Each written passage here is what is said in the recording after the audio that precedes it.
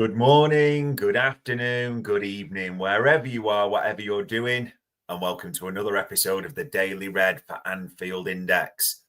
Back-to-back wins. No, this is not a simulated reality. Liverpool go 2 on the bounce, which probably says it all that we're almost celebrating that a little bit over this season so far. But victory in the San Siro is followed up with a 2-0 beating of Brighton at Anfield. So things are feeling a little bit rosier, aren't they, all round, especially when results take off. But there's still a few other things. There's still big questions over one particular person and their future, isn't there? There is plenty to get stuck into with this one, ladies and gents. I'm your host, Dave Davis, coming to you from a yellow weather warning in Edinburgh. So it is absolutely miserable. Fingers crossed it is a bit nicer in the world wherever you are. But we'll get stuck into this one, ladies and gents, because, say it, no apologies for it, back-to-back wins for the Reds.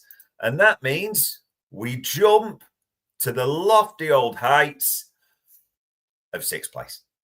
So Liverpool sit 6th place on 26 points. They are currently 2 points behind Chelsea in 4th in those Champions League spots, 4 behind Aston Villa, who play West Ham later today.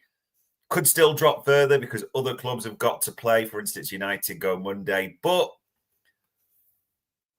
it's just funny in a way that we have been absolutely piss poor this season, and yet we sit only 10 points off the summit. I'm not saying we're looking at the summit by any means, don't get me wrong, but I think that just says it all. And in fact, a team that we're told or are being eulogised about was one of the greatest Premier League sides ever by some, need 2 own goals to scrape past a team at the bottom on 2 points. And that says it all about how bad this league is this season.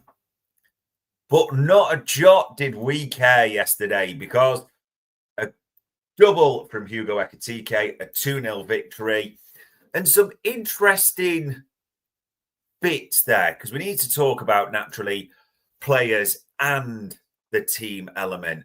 I mean, it depends which stats you want to go on. I mean, some are quite united. This is the Premier League website I'm on here, Opta's slight variation, but Brighton just nudged the XG. Brighton just nudged the possession as well. Liverpool had more shots on target. Liverpool had more shots. The only big variation to say between the two is, if I'm here on the Premier League website, it shows Liverpool had 2 big chances and Brighton had none. But Opta, when you scroll down, says it was 3 apiece. And when you think of big chances, I think it was 3 apiece as well, because you forget, or you probably didn't forget, because we'll talk about them for Brighton. You've got that one where Diego Gomez goes one-on-one with Alisson, who saves it brilliantly. You've got the one where, again, Diego Gomez is at the back post and should really score. Probably a bit explaining why he didn't. No one really knows, but we don't really care. And also, I think there's the one for Gruder, which he kind of screws wide. Those were the 3 big chances I was thinking of. So, yeah, I did 3 chances apiece. So, it's not being disruptive or derogatory to Premier League, but slight variation between them and Opta at the same time. But overall, you get a mixed bag of reactions here, don't you? You really do. As our official account tweeted after this, they looked at the XG. And again, the XG philosophy has it slightly different to the XG on the Premier League website and the XG on Opta. But suggesting that Liverpool just shaded it there. And as this tweet said, by no means a cakewalk. Brighton weren't clinical enough and Liverpool defended admirably. Take the points and move on. Plenty of room for improvement. I don't know about this. It's almost like, do you want to be glass half empty, glass half full? But I don't really think that gives the full context if I just pigeonhole it that way either at the same time. There were positives for Liverpool yesterday, aside from the result. We can't ignore that for a second. A lot of players played well, which was great to see. We created things, because during the zero-sum football and the boringness of what we've seen recently, a real positive. We missed loads of chances, which kind of maybe gone at times hand in hand with the season, but at least we were making them. Yeah, there was some fluency in our play. There were plenty of positives to take from this. There's also negatives at the same time as well. We were too open. Brighton did have chances. It's kind of a wonder they didn't score in a way. But that being said, yes, Liverpool gave up chance, but they made things. I actually thought if it was almost a boxing match, Liverpool shaded it on points. And they did take some chances at the same time as well. So we'll talk a little bit about players. But first of all, let's just hear what Arne Slot said in a brief clip afterwards, just about the overall thoughts on the game and the performance. I think our players worked incredibly hard today to keep a clean sheet. And for the first time in weeks, maybe I should say months, we had a little bit of luck with that as well. Also a little bit of luck. I think we did a lot of things well, but we also had a little bit of luck. We've had games where we not conceded a chance, but conceded 3 goals. But today we definitely did concede chances, but they didn't go in. Mo is going to go to the AFCON now. Hope he's going to do very well. I think that's a fair assessment, to be fair, from Arne Slot. There were a lot of things to like, but we did concede chances. I mean, Diego Gomez from Brighton was involved in everything, wasn't he? The one-on-one with Alisson, that miss at the back post, which again is a bit unexplained. The kung fu kick into the chest of Florian Wirtz as well, which again, as I would phrase it, and is the theme of today, a mixed reaction. Some saying, of course, that's a red card. Some saying, oh, the force and all that. Mixed just seems to be the thoughts. But one thing we all are in agreement with, clean sheets that Arne Slot mentioned. Wouldn't mind seeing more of them. If you can keep a run of those going, that would be a huge, massive positive. Interesting. We'll talk players. We'll talk a little bit more. But one of the things that isn't so good, at what expense did yesterday come? Well, as Chills put there, moving the ball around fast at last, looked very good until Joey G went off. And Joe Gomez did go off. He was one of the injuries. And Arne Slot, of course, was always going to get asked afterwards about the injuries. And he said, if I have a player who goes off with a muscle injury like Joe, that's normally not a positive thing. I would not expect him to be in the squad next week at Tottenham, but sometimes you get a positive surprise. People now maybe understand a bit better why we're so cautious not to play him in so many games. I assume many people thought if you have a defender, if you have a right fullback, why don't you play him? And Dom, it was his ankle. It didn't look great when I just saw him, but he has unbelievable mentality. So let's hope for the best. The good thing is that Connor Bradley comes back from a suspension next week, and normally Jeremy Frimpong will train with us also. But we're going to miss Mo Salah because he's going to the AFCON. Real mixed news across the board there as well. I don't think anyone really expects good news from Joe Gomez's hamstring injury. We know his injury record. We know how long these type of things take him. I think we all just expect that to be what it is. Dominic Szoboszlai, yeah, he did come off. It almost maybe see precaution, but he was limping after that whack across the ankle. And Arne Slot said it doesn't look good. Maybe the biggest advantage Liverpool, or a real good thing for Liverpool right now, is a game a week. Because we've just gone through this period of 4 in 10 days, I think it was. And now a game a week pretty much, or 3 games left until the end of the season. End of the calendar year even, sorry. I think is a really positive thing because it does give people or players chance just to get back, isn't it? And the fact that when Joe Gomez went off, I think everyone was thinking, we haven't actually got any right backs of any sort. Now we'll have Bradley and Frimpong back for Tottenham. It sounds like anyway. So that is a positive. Can't really afford many more though. Gakpo out already, as we said before this. Endo, well, I know Slot doesn't really count him, but that's a different discussion. Could do with a bit of luck this week, injury-wise, couldn't we? But positives to take, as we say, from the team perspective. Let's talk, though, this is important, about certain players.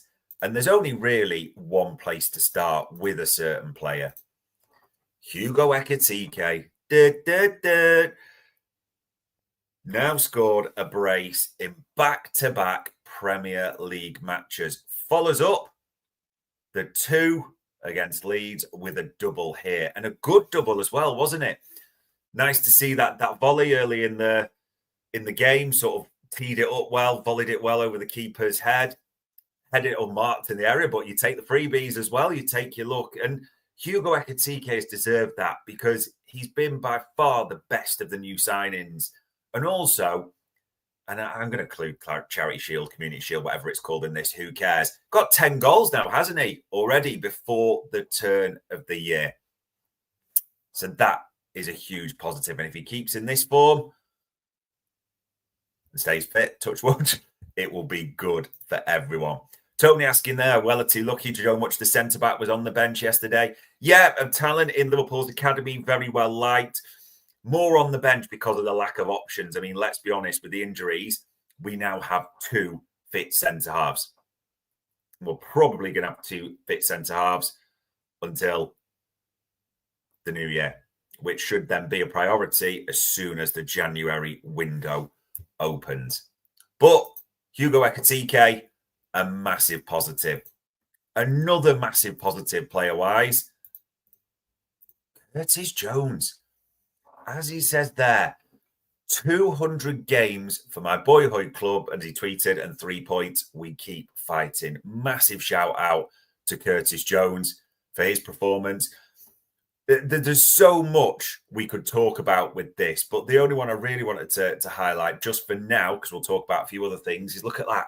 Premier League midfielders with the highest pass accuracy this season, 500 plus minutes, and Curtis Jones is top on 93%. Now, critics of Curtis Jones have often talked about sideways, backwards, takes too many touches and all this. But you've seen this season, he's gone up a level. And in this Brighton game, he was absolutely brilliant, I thought. Again, as Avo the third puts there, Jones, my man of the match, brilliant game. And we're seeing a consistent pattern. In fact, we're seeing it that with Dominic Szoboszlai, Curtis Jones are the automatic names on the team sheet. I don't think you can debate that even remotely. That is what you're seeing at the moment, how good he is. And he was quite honest in his interview afterwards. So with Pete Medal for LFC TV. So let's just have a listen to a minute or so of this. If it does shut down or it does get blocked, hopefully it's not, because I'm happy to give credit to Liverpool FC TV for this. But let's just listen to the first minute or so of this one. Doesn't suffer confidence, Curtis Jones, does he? And to be fair, the way he's playing, nor should he at the moment. But I think it gives you a real insight, doesn't he, into his personality. I mean, it also tells you he knows that people will, be on his back for holding it too long. And to be fair, I think he does at times. I think most Liverpool fans have said this, not all the time, not sweeping judgment as people have made recently. And I think he's got smarter in recent seasons and this season. And again, because some people are asking the chat panel, like, no, the team's gone down rather than he's gone up. No, for me, I think Curtis Jones has gone up a level. And you saw him drop deep often yesterday to help progress the ball and do things a little bit differently. Another quality performance. Yeah, takes responsibility there. And just in case you do want to read it, if that's your preferred medium, there is a bit more on that interview, but because that was just a snippet for you there. The full interview is on the Liverpool website there on his 200th appearance for the club. Well worth a read. There's some little bits in there at the same time as well. So that was a little bit. We've talked Ekitike, we've talked Curtis Jones. Milos Kerkez deserves a bit of props from me as well at the same time. He got beaten once by Yankuba Minte, but spoiler alert, Minter's a nightmare for defenders and he's going to terrorise fullbacks. But overall, I thought Kerkez did really well. Stuck to his task, moved the ball well. And spoiler alert, maybe look, it was on the left-hand side with him quite often as a pattern, how that seemed to link better. But just the last few games, I would say, Milos Kerkez is starting to, what would you say, maybe come to terms with his task somewhat. Looks more settled, doesn't it? But for me, his best performance in a Liverpool shirt. So we will take that all day long. Another, say, other player positives. Ekitike, Curtis Jones, Milos Kerkez there. And another player that should be getting a bit of praise from yesterday. I thought, honestly, for me, the man of the first half, not overall, the man of the first half, just watching him, honestly, it's a treat to watch Florian Wirtz from the stands. Even though, as we can see, Diego Gomez absolutely Nigel de Jong's him in that game. Yeah, a different discussion about the red card. And there was an interesting stat as well that I saw around this today. The most chances created without an assist this Premier League season is Florian Wirtz with 26. He tired a bit later on, but I thought it was absolutely sensational first half. All the game was going through him. You could see the clever flicks, the movements, the interlinking. He was key to everything. The weight of pass at the same time, honestly, there was just like, my days, that was good. In fact, it's almost like a little bit, I thought, in the first half, it's like the team has got to get on Flo's level a little bit. And when it sort of clicks or he did certain parts or they get on board with it, it'll be deadly. I'm pretty confident the goals and assists will come. But yesterday, for me, wasn't about looking at Florian Wirtz and going, where's the goal and assist? Because if you do that, for me, you didn't really watch the game. He was so important and good yesterday. As I said, first half brilliant, did tire a little bit, but a lot of positives there, ultimately. That is the key thing. And there's a few others. Szoboszlai did well, but wasn't, the star that he's been, and that's not being derogatory in any way. I thought Grab was decent on the ball, but didn't do enough to protect that side. And that's why Brighton had chances. And same with McAllister.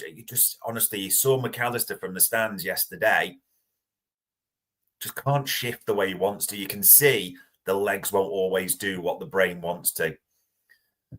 So there's always going to be those questions a little bit. We're, of course, going to talk Mo Salah and that situation. But for all the things that you may be thinking, okay, we gave up chances, correct. We could have done things better, correct. We're a bit mystified how Diego Gomez missed, correct. There were a lot of things to like about Liverpool yesterday from a team that has largely been boring as shit in recent games and playing survival football. So let's take them while we can, eh? In terms of general AI content that we've got for you, having a look here, that Ibu was speaking honestly after the game, wasn't he, on Mo Salah's feelings. Of course, there's Mo Salah and his bits on social media. I'm sure we've seen these. Liverpool watching certain players. Of course, we're not going to be able to do this show without talking about Mo Salah yesterday and the whole reaction. But just an important one. Ibu talk still there. For all Ibu speaking, yeah, and there's stories there that Liverpool have a 3-man shortlist to replace Konate with Jeremy Jacquet, Mark Guéhi and Nico Schlotterbeck in that order being given as the example. It's probably important to say that we got info on the transfer show that Liverpool officials were going to be at Rennes this weekend. And I'll be honest, as I said on the transfer show, I assumed that was to scouts to watch Jeremy Jacquet. That's what I sort of denoted. But Jeremy Jacquet was suspended yesterday. So why are Liverpool officials in Rennes? Just feel that's one that's going to keep an eye on. And let's be honest, right now, when we talk of centre-halves we linked with, we have 2 fit centre-halves right now. And one's injury record is patchy as well. We need a centre-half to be coming through that door on the 1st of Jan. Sharpish. Even if Joe Gomez is available before then, we do.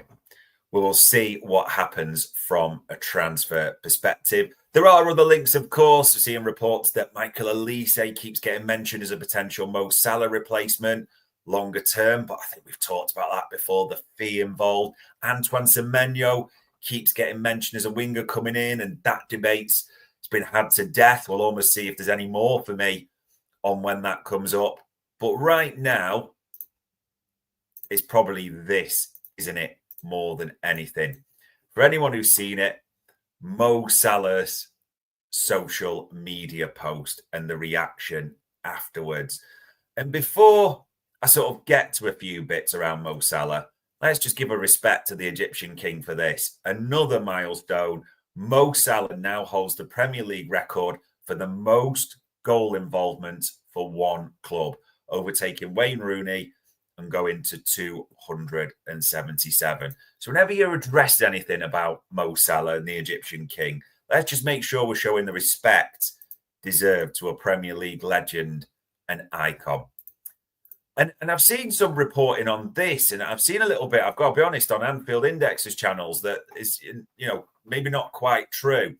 As it says there, Anfield, the Mo Salah song. Just to be clear on what, and I was at the game yesterday, and I was in the stadium before and I stayed afterwards. So I'm telling you, like, literally an account of what happened before anyone gives an opinion who wasn't there.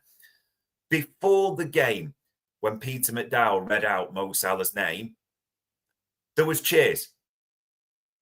Yeah, when he was on the subs bench, and Peter McDowell paused at that. He paused in two places yesterday when reading the lineups. James Milner to give that a cheer, and Mo Salah, which got a loud cheer as well. So just be clear on that. Also be clear that Mo Salah and Arne Slot's names got sang yesterday. And that's because, if you were in any doubt, that's the match-going fan base. And for God's sake, this is not to go on match-going against non-match-going and all that, but that's because the people in Anfield are wanting to tell you that they want the two to make up and come together. And Arne Slot spoke afterwards, didn't he, about no further problems from me. But I don't think that's the end of the matter, as we know. But just to be clear, they both received great receptions before and during the game. And then came afterwards at the same time, which, of course, we're trying to read into, we're looking into. You could do too much, you could be right, you could be wrong. We'll probably have to wait a little bit. But you saw Mo Salah going round, and he was the last player to leave.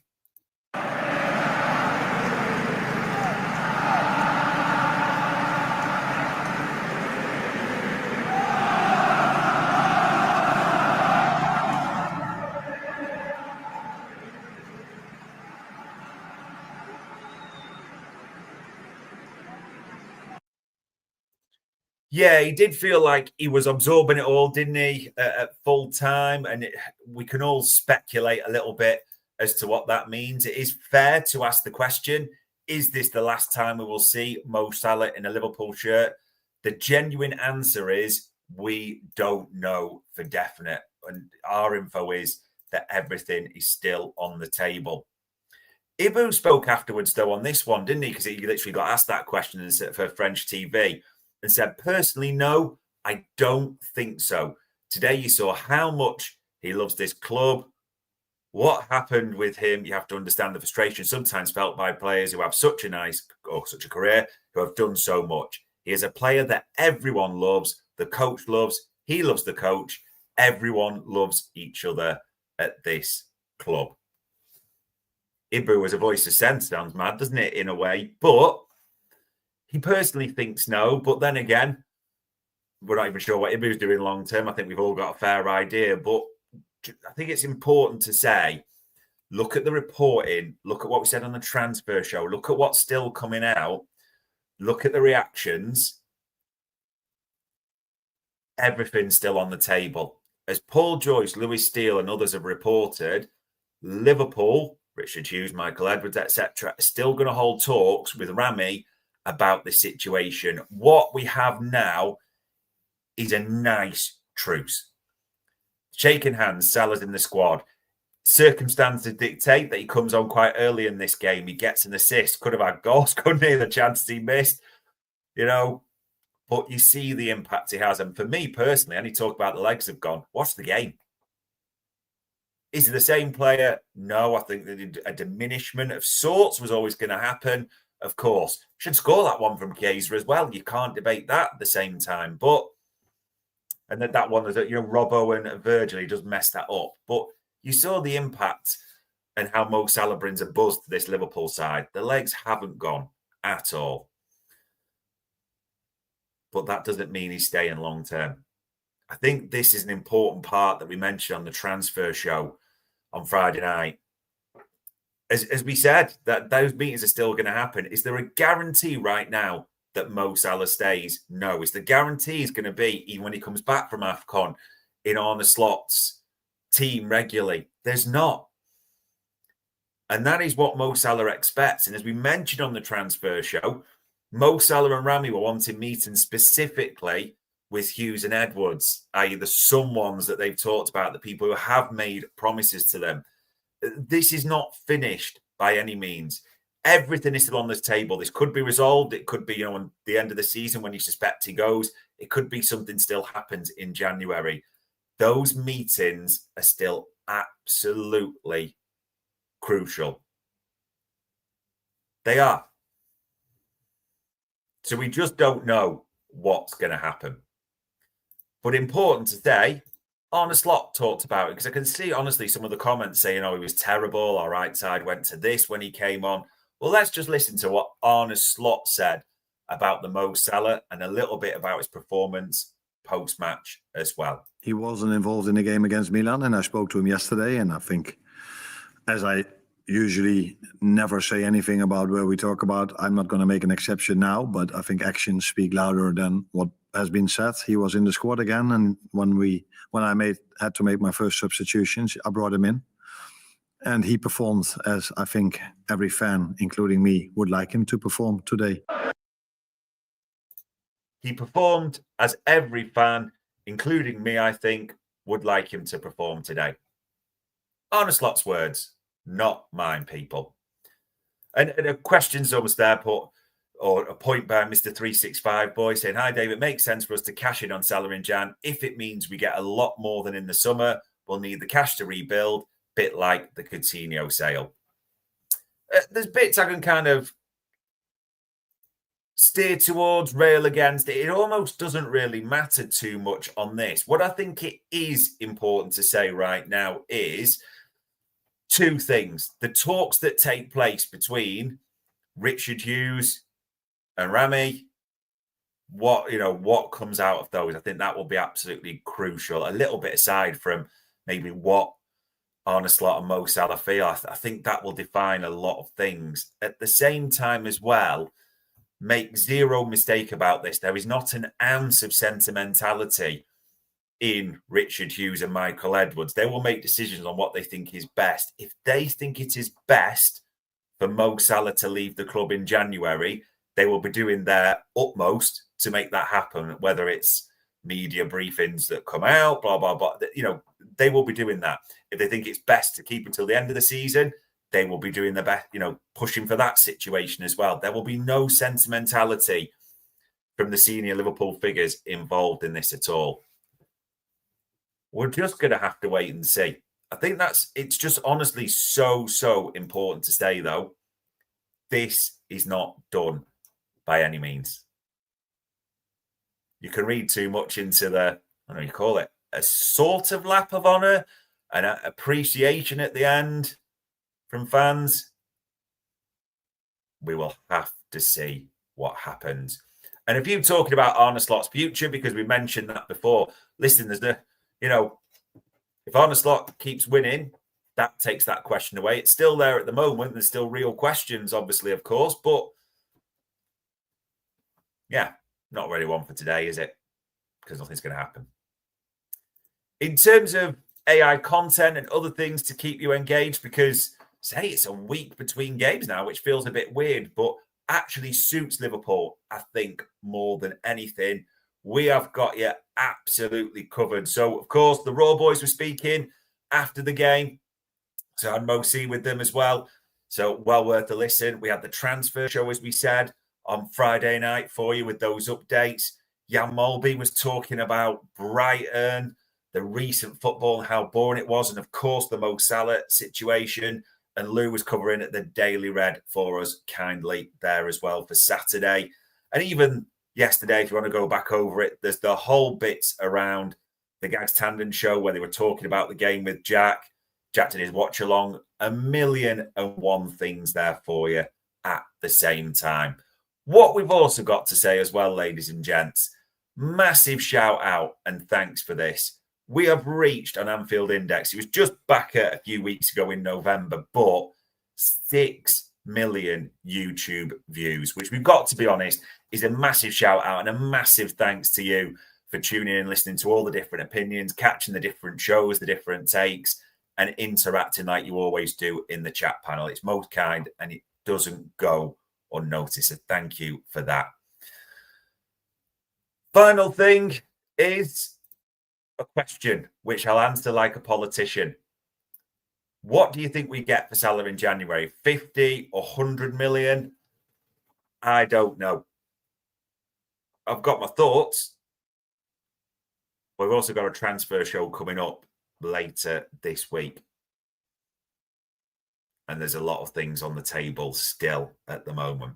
But we can just enjoy the weekend a little bit. I want to say we can enjoy the weekend. There is actually, I mean, we're in the lofty heights of 6 now, aren't we? Don't get me wrong. But there's a few good games actually coming up today. If you are after something to do with your afternoon or you get a bit of downtime, you've got, look at that. 2 o'clock, Palace City, Forest Spurs, Sunderland, Newcastle, Derby, West Ham Villa. We probably want West Ham to win that one. So there's plenty coming up there. In a weird way, Super Sunday is probably the dullest one for me. Brentford, Leeds. But 2 o'clock, you have got your pitch of anything. Get your dual screens ready. But with 6 million thanks, 6th place in the table, and hopefully 1 Egyptian king staying, that was another Daily Red for Anfield Index.